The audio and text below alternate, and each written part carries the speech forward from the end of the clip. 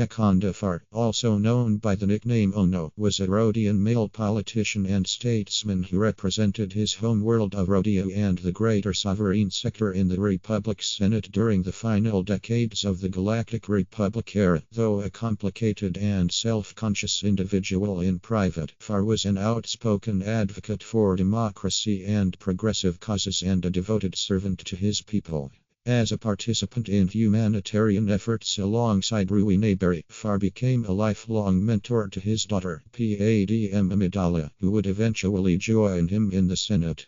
During the Clone Wars, a pan-galactic conflict between the Republic and its splinter state, the Confederacy of Independent Systems, Farr became a leading figure in the anti-war movement and worked with his allies to bring about a peaceful resolution to the conflict. Farr suffered personal crises throughout the war, and the mistakes he made trying to do what was right would lead to his assassination.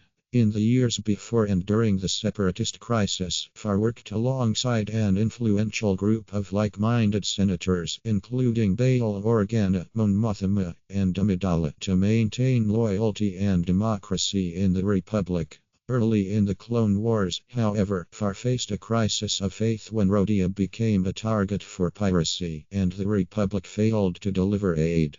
Desperate to help his people, Farr made a deal with the Confederacy through Viceroy Newt Gunn of the Trade Federation, reluctantly granting them the ability to exploit the sovereign sector in return for much-needed supplies.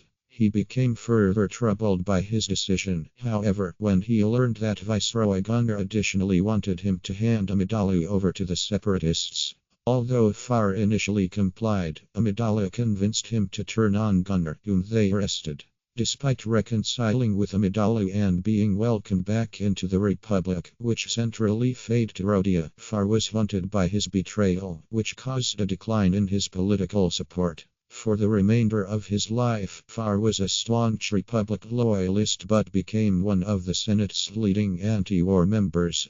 Although they successfully voted down a bill that would extend executive overreach, Farr and his allies failed to defeat two bills that deregulated the intergalactic banking clan and expanded the Republic military.